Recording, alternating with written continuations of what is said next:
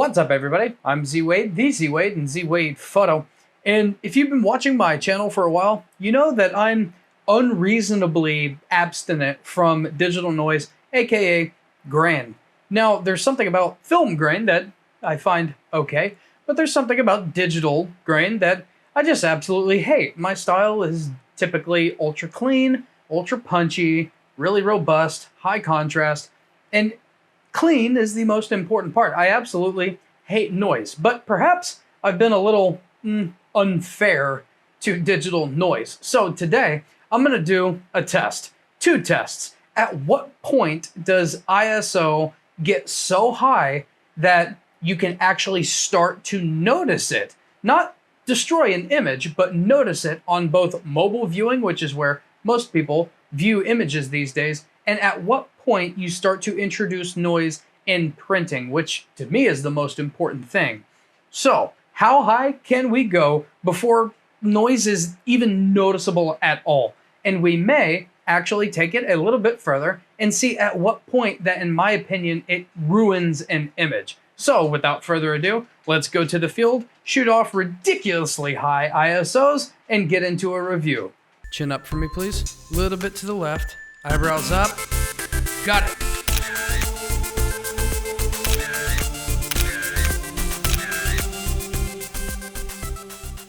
Now, it's really important that I take a lens that I know is high quality, I have a lot of control over, so I'm taking the 24-70 f2.8. I know how it performs. Shut up, Ranger.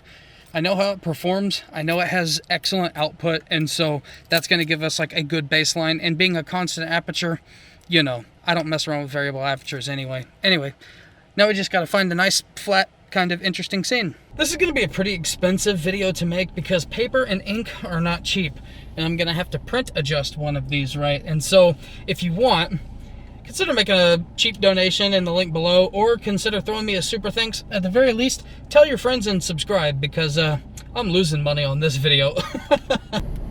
I think I will actually opt to shoot something downtown because I know that I can find something that's a little more flat and not grainy and gravelly. You know, if I were to do this on a tree, it would be hard to tell the difference between grain and just the texture of the tree. And so I have a pretty good spot in mind. And so I guess I'll see you there. Whew, you guys know I love you. It's 99 degrees outside, and I can't have the AC on real high whenever I'm talking to y'all. I absolutely, totally admit that I am unreasonable with my hate for ISO. Let me slow down so I don't hit this kitty cat. Save yourself! As I was saying, I know I'm unfair with ISO. I don't really want to make a prediction on where I think the image will start to break down.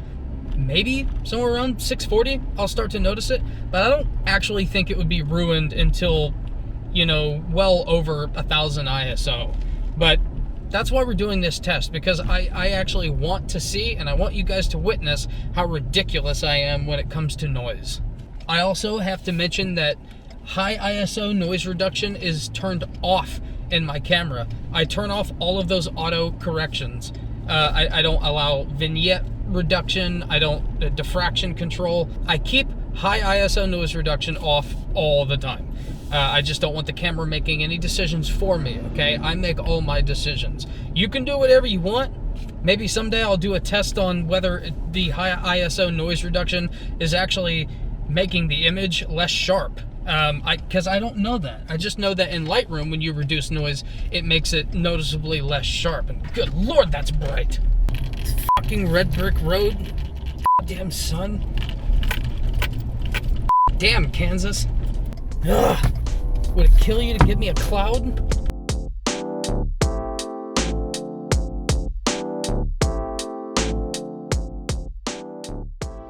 I think this is an okay spot for a nice range of tones. If I knock off this amateur hour shit. We have to do all of these appropriately exposed. And I think we're gonna start at 640 ISO. Okay, now let's kick it up to 800. 1250. 2000. 3200. 5,000, which isn't quite a stop, but we're trying to find the limit here. So bear with me. 8,000, that was 6,400 before. There's 10,000. 12,800. 16,000. And that's as high as we can go due to our shutter speed. Okay, so we got plenty of images, I think. God, this is going to be a lot of paper and ink. I'm going to do them on 5x7s to try to conserve. Anyway, I'll see you in Lightroom.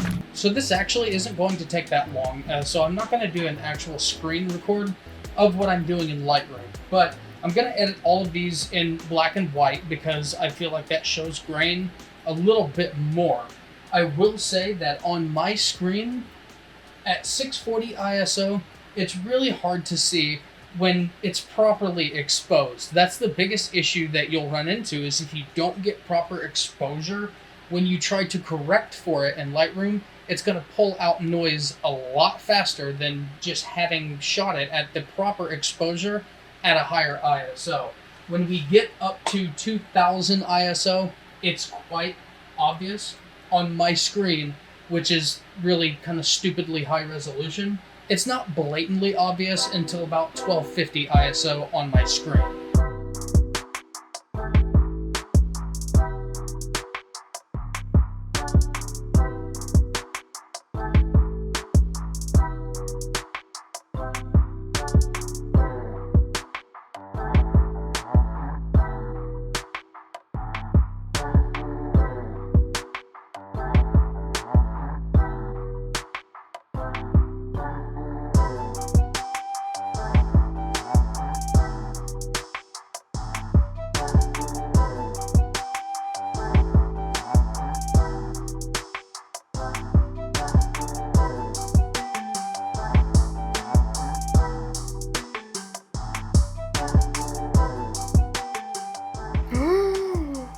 Well, don't I look sexy? We're gonna throw the DJI Action 2 on my forehead here in a minute while I look at the prints. But first, I want to see if the grain will show up on YouTube. So I'm going to check on my phone and I'm gonna throw the images up for you. Let's check them out.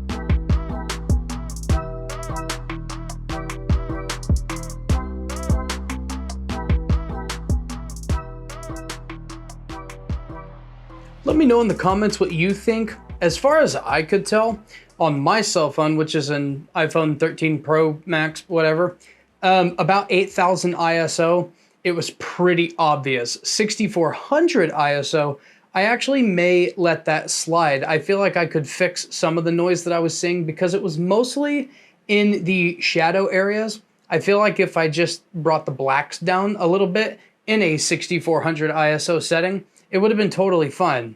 All right, so I've got my little pretentious art critic magnifying glass, although this is not a magnifying glass. This is the front element of the Rokinon automatic 135 macro. You can go check out that video. It's in cheap ass glass.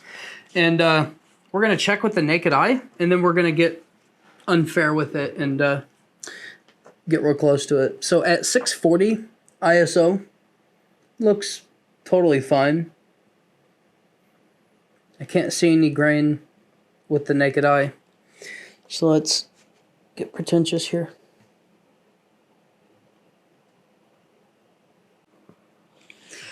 So it's not discernible whether or not it's grain or whether it's actual inkjet pattern. So I would say that that's totally fine and acceptable.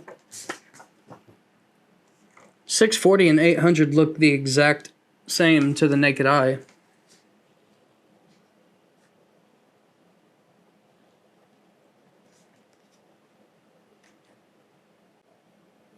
There's no grain in the brick. It kind of, again, just looks like inkjet pattern. Again, this one doesn't look any different at 1250 ISO to the naked eye. It may be more apparent in larger size prints, but, you know. This is already expensive. This is a lot of ink and a lot of paper. I can totally make out the numbers on the trash can. There's enough detail for that.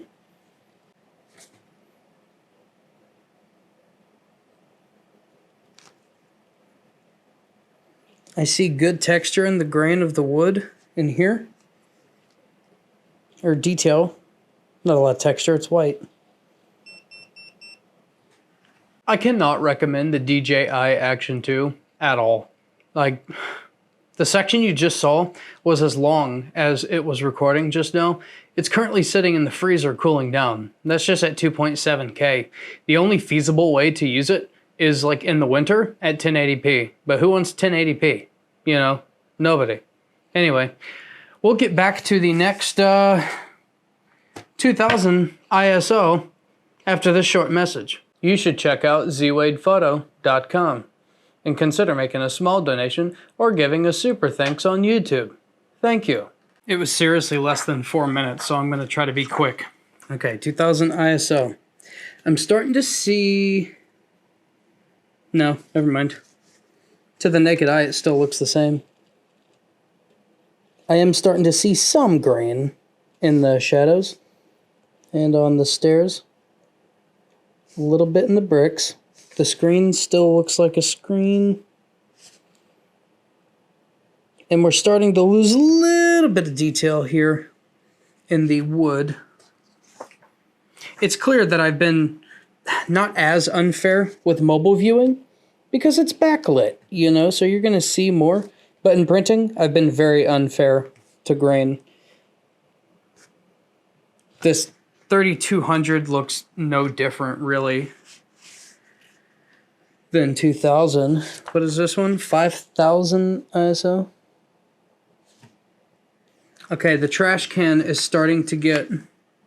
I'm starting to get some ugliness in this area at the top. You can go back and look at the mobile viewing. Scroll back and see if you can see that. Okay, we're almost out of wood details in the highlights. But for the most part, I would say that this is still an acceptable print. The screen is almost not looking like a screen anymore. Let's look at 6400.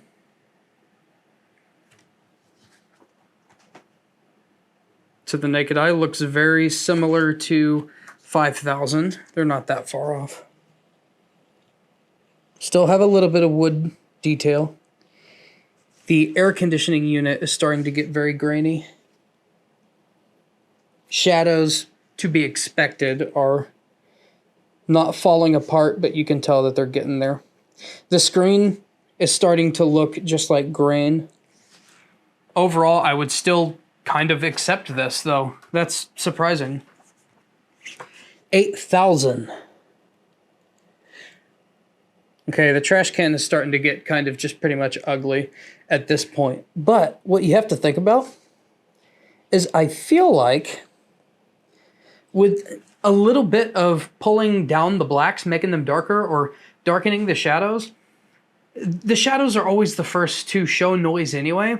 And I feel like if you just adjust those a little bit, knowing that you have a high ISO shot at 6400, then you can just do that, and you could probably help that a little bit. The bricks over here definitely have grain now, but it's not, I mean, to the naked eye, this still looks good, with the exception of the shadows are starting to fall apart just a little bit. I don't even want to call it falling apart, but we're getting pretentious, like an art critic. Okay, tonally, now looking at 10,000 ISO versus 6,400. Cooling down the DJI again. We're getting about 3.5 minutes before it overheats. It's not even like that hot in here. God, this thing is a son of a bitch. Let me hurry up and get through it. Okay, at 10,000 ISO, the point I was making is that these shadow areas are starting to like kind of decompose a little bit. So that's at 10,000 ISO. Let's look at 12,800. Okay, this one to the naked eye looks much different. So if we go back to the lower ISOs, the highlights look different to me. The screen doesn't look like a screen, it's just noise. The water meters over here look like noise. The trash can is pretty much all noise, and we have tones in there that seem unnatural. But again, at 12,800, I feel like you could pull back the shadows and the blacks, and you could still be okay. Okay, we're in the home stretch, 16,800. Am I getting hot? I'm getting very hot.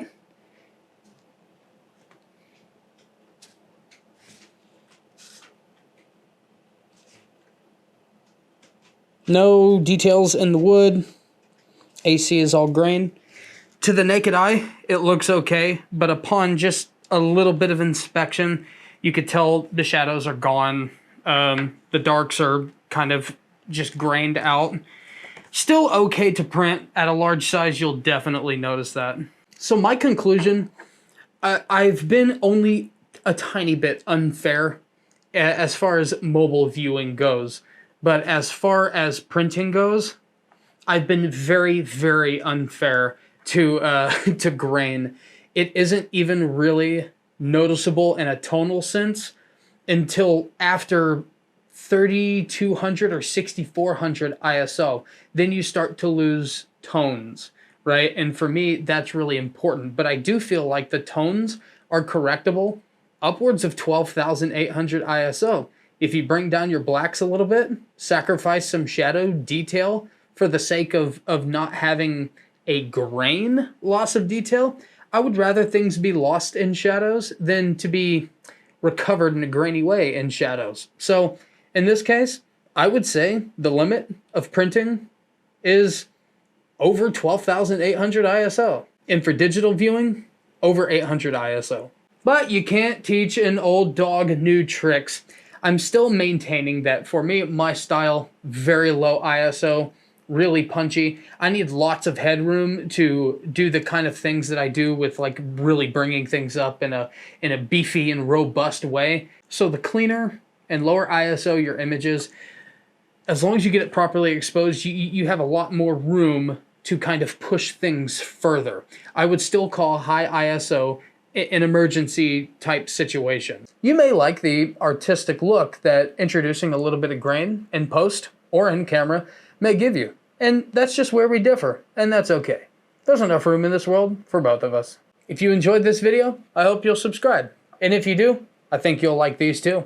Then when you're done watching on YouTube, I'll see you at zwadephoto.com. I'm Z Wade, the Z Wade, and Z Wade Photo, and I'll see you in the next one.